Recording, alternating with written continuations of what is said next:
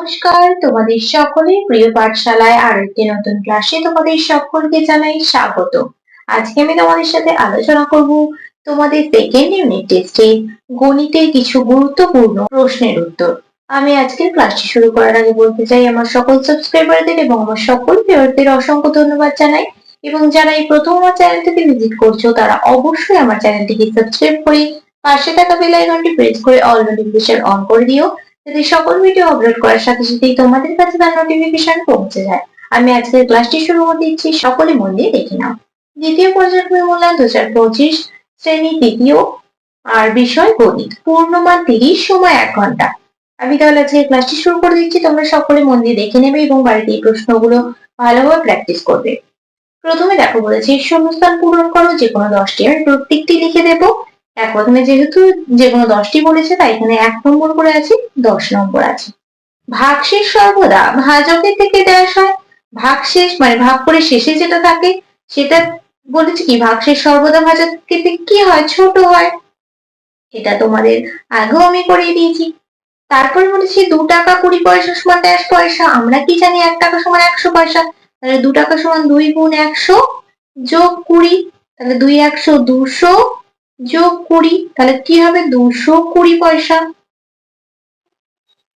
তারপরে বলেছি বিয়োগ প্রক্রিয়ার বিপরীত প্রক্রিয়া হলো কি, বিয়োগ প্রক্রিয়ার বিপরীত প্রক্রিয়া কি আমরা জানি, ভাগ।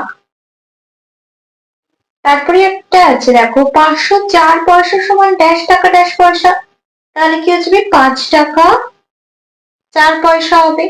কারণ আমরা কি জানি 1 টাকা সমান 100 পয়সা, তাহলে এটাকে ভাঙলে কি কি পাবো, 500 যোগ 4, তাহলে 500 মানে কি 5 টাকা আর 4 পয়সা। তারপরে বলেছি জোড় সংখ্যা সর্বদাই ড্যাশ দ্বারা বিভাজ্য হয়। জোড় সংখ্যা সর্বদাই 2 দ্বারা বিভাজ্য হয়। 3টি 4-এর গুণফল সমান ড্যাশ, 3টি 4 দেখো 1 2 3, তাহলে কত হচ্ছে 4 4 16, 4 16 কত হচ্ছে 64। দেখো এখানে 3টি 4-এর গুণফল 64 হচ্ছে, এটা যোগফল হবে, যোগফল 3টি 4-এর যোগফল 3 4, এটা 12 হবে। তারপরে অঙ্কটা বলেছে দশক হলো এককের ড্যাশ গুণ, দশক হলো এককের 10 গুণ। 3টি 9-এর যোগফল, দেখো 3টে 9 যোগ করলে কত হবে, 3 9 27।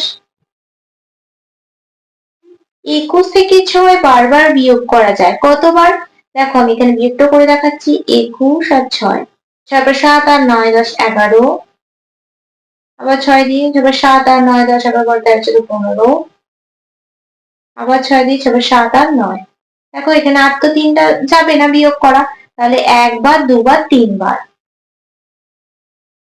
তারপরে প্রশ্নটি বলেছে রেখা হলো অসংখ্য ড্যাশ সমষ্টি, রেখা হলো অসংখ্য বিন্দুর সমষ্টি। দুটি ক্রমিক জোড় সংখ্যার অন্তর সর্বদা ড্যাশ, দুটি ক্রমিক জোড় সংখ্যার অন্তর সর্বদা 2। ড্যাশ পয়সা সমান 1 টাকা, 100 পয়সা সমান 1 টাকা। একটি 100 টাকার নোট খুচরো করলে ড্যাশটি 5 টাকার কয়েন পাওয়া যাবে, 20টি 5 20 100, তাহলে 20টি 5 টাকার কয়েন পাওয়া যাবে। তারপরে দুইটা বলেছে দেখো সঠিক উত্তরটিতে টিক চিহ্ন দাও। 5টি আছে, 1 নম্বর করে 5 নম্বর আছে। কোন সংখ্যাকে 5 দিয়ে ভাগ করলে ভাগশেষ সর্বদা 5-এর কম বেশি না সমান হবে, 5 দিয়ে ভাগ করলে ভাগশেষ সর্বদা কি হবে, 5-এর থেকে তো কম হবে। 6 জোড়া কলা হলো 10টি 12টি না 13টি, 1 জোড়া সমান কয়টি জানি 2টি, তাহলে 6 জোড়া সমান 6 2 12টি। 7টা 8-এর যোগফল 55 56 না 57, 7 8 কত হয় 56। চিত্রে ত্রিভুজ আছে দেখো 1 2 আর একটা, কি হয়ে যাবে 3টে। এই চিত্রটিকে বলে বৃত্ত, ত্রিভুজ না আয়তক্ষেত্র, এই চিত্রটিকে কি বলা হয়, বৃত্ত। পরবর্তী পৃষ্ঠায় কি কি প্রশ্ন দেওয়া আছে দেখে নেওয়া যাক। তারপরে 3-টা বলা আছে গুণফল নির্ণয় করো, দুটো আছে 1 নম্বর করে, মোট 2 নম্বর আছে।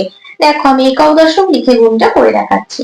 কত আছে 187 গুণ 6, একক দশক শতক 187 আর 6, 6 7 কত 82, 2 হাতে রইল 4, 6 48 আর 4 কত 48 এর পর 49 50 51 52, 2 হাতে রইল কত 5, 6 1 6 5 11, 6 7 8 9 10 11, গুণফলটি কত হলো অতএব নির্ণেয় গুণফল সমান 1122। তারপর আছে 207 গুণ 4, এটা একক দশক শতক লিখবো। 207 4, 4 সাথে 28 8, হাতে রইল 2, 4 শূন্য শূন্য, দুইটা নেমে যাবে, 4 2 8, গুণফলটি কত হলো? 828। অতএব নির্ণেয় গুণফল সমান 828। তারপরে চারেরটা বলেছি দেখো, ভাগ করে ভাজ্য ভাজক ভাগফল ও ভাগশেষ নির্ণয় করো। একটি আছে 2 নম্বর। দেখো ভাগটা করে দেখাচ্ছি। একক দশক শতক 8 5 7 5, 5 একে 5, 5 এবার 6 7 8 3, 5 নামবে 5 7 35, 7 নামবে 5 একে 5, 5 থেকে 4 বিয়োগ করলে 2। তাহলে ভাজ্য কত? 875, এই 857, ভাজক 5, ভাগফল 171, আর ভাগশেষ কত আছে? 2। তারপরে 5এরটা বলেছে দেখো, নিচের সমস্যাগুলির সমাধান করো। 8 নম্বর আছে, 4টি আছে, 2 নম্বর করে মোট 8 নম্বর আছে। অঙ্কটা কি বলেছে? সোমা মেলায় 7 টাকার বাদাম ভাজা, 21 টাকা 60 পয়সা দিয়ে খেলনা ও 15 টাকা দিয়ে নাগরদোলা চড়লো। তারা মোট কত টাকা খরচ করলো? তাহলে আমরা বাদাম ভাজা, খেলনা আর নাগরদোলা এই 3টি টাকা কি করবো? যোগ করবো। দেখো এখানে টাকা লিখে দিচ্ছি আর পয়সা লিখে দিচ্ছি। বাদাম ভাজা কিনেছে 7 টাকা 00 পয়সা, খেলনা কিনেছে 21 টাকা 60 পয়সা, আর নাগরদোলা চড়েছে 15 টাকা 00 পয়সা। তাহলে তিনটেকে আমরা কি করব? যোগ করব। 0 6 নেমে যাবে, 60 পয়সা হয়ে গেল। টাকাটা যোগ করব। 7 আর 8 আর কাছে কত? 13, 8 9 10 11 12 13, 3 হাতে রইল কত? 1, 2 আর 3 আর হাতে 1 যোগ করে নেবে 4, কত হলো? 43 টাকা 60 পয়সা। অতএব তার মোট কত টাকা খরচ হলো? তার মোট 43 টাকা 60 পয়সা খরচ হলো। তারপরে ক্ষয়ের অঙ্কটা বলেছে রাখো, 705টি পেয়ারা 7টি বস্তায় সমান সংখ্যায় রাখলে প্রত্যেক বস্তায় কতগুলি পেয়ারা রাখা হলো? বস্তার বাইরে কতগুলি রইল? তাহলে কি করতে হবে? ভাগ করতে হবে। 705 7, 7 একে 7, 0 নামবে, 0 বাই 0, আবার 5টা নামবে, যেহেতু 5টা ছোট 7 থেকে, তাহলে কি করবো? 0 খাওয়াতে হবে। তাহলে দুটো প্রশ্নের উত্তর শেষ হবে যে প্রত্যেক বস্তায় কতগুলি পেয়ারা রাখা হলো। অতএব প্রত্যেক বস্তায় 100টি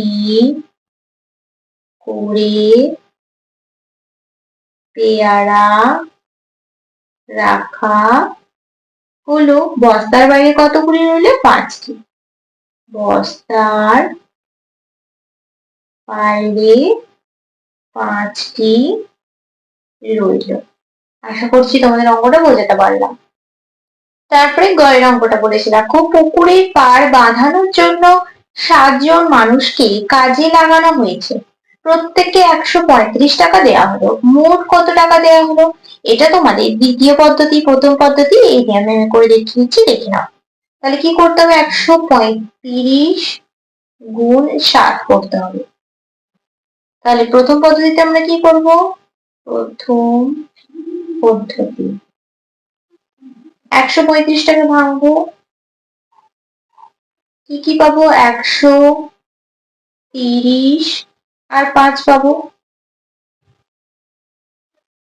এবার 7 দিয়ে গুণ করব, 100 গুণ 7 করব, 30 গুণ 7 করব, 5 গুণ 7 করব।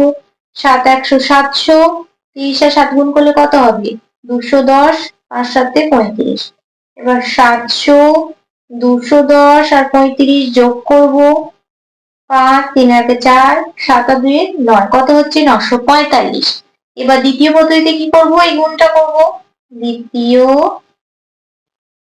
পদ্ধতি। গুণটা করে দেখাচ্ছি, দেখো 135 আর 7। 5 সাথে 35 5, হাতে রইল 3, 3 সাথে 21, 22 23 24 4, হাতে রইল 2, 7 1 7 আর 2 9। দেখো দুটো মিললো, 945 এখানেও হলো, এখানেও 945 হলো। তাহলে মোট কত টাকা দেওয়া হলো? অতএব মোট 945 টাকা দেওয়া হলো। এই অঙ্কগুলো তোমরা প্রথম পদ্ধতি দ্বিতীয় পদ্ধতি নিয়মেই করবে। তারপরে বলেছে দেখো ঘরের অঙ্কটা, যে দিদিমণি ক্লাসে 365টি খাতা নিয়ে এলেন, প্রত্যেককে 5টি করে খাতা দিলে তাহলে কতজন খাতা পেল? কি করতে হবে? ভাগ করতে হবে। 365 ভাগ 5, 5 7 35, 5 থেকে 6 বিয়োগ করলে 1, 5 দাঁড়ে 5 3 15। তাহলে অতএব তাহলে কতজন খাতা পেল? 73 জন খাতা পেল। 6টা বলেছে বিন্যাস দেখে পরের ছবিটি আঁকো। দেখো প্রথমে তীর চিহ্নটা উপরে আছে, তারপরে নিচে আছে, তারপরে দুটোই উপরে আছে, তাহলে তারপরটা কি হয়ে যাবে? দুটোর নিচের দিকে হয়ে যাবে। তারপরে একটি ত্রিভুজ আছে, তারপর বৃত্ত আছে, তারপর ত্রিভুজ আছে, তারপর কি হয়ে যাবে? বৃত্ত, আর তারপরে হয়ে যাবে ত্রিভুজ। তারপরে 7এরটা বলেছি ঠিক বা ভুল লেখো। দেখো এটার মান ছিল দুটো, ছিল তো 1 নম্বর করে 2 নম্বর, আর এটাও দুটো আছে, হাফ নম্বর করে 1 নম্বর। কি বলেছি? পঞ্চভুজের দুটি বাহু থাকে, এটা ভুল, তাহলে এখানে লিখে দিতে হবে ভুল। 12 জোড়া সমান 24টি, 1 জোড়া সমান আমরা কি জানি? 2টি, তাহলে 12 জোড়া সমান কি হবে? 12 গুণ 2 সমান 24টি, তাহলে এটা কি হয়ে যাবে? ঠিক। তাহলে দেখো আজ আমি তোমাদের তৃতীয় শ্রেণীর গণিতের কিছু গুরুত্বপূর্ণ প্রশ্নের উত্তর সহ আলোচনা করে দিলাম। আজকের ক্লাসটি তাহলে আমি এখানে শেষ করছি। খুব তাড়াতাড়ি আরো একটি নতুন ক্লাস নিয়ে হাজির হবো তোমাদের সামনে। যদি তোমাদের আজকের ক্লাসটি ভালো লেগে থাকে তাহলে অবশ্যই লাইক করে দিও এবং বন্ধুদের সাথে শেয়ার করতে কিন্তু একদমই ভুলো না। আর যদি কোনো প্রশ্নের উত্তর জানার থাকে তাহলে অবশ্যই কমেন্ট করে জানাতে ভুলবে না। সকলে সুস্থ থাকবে, স্বাভাবিক থাকবে। সকলকে অসংখ্য ধন্যবাদ জানাই।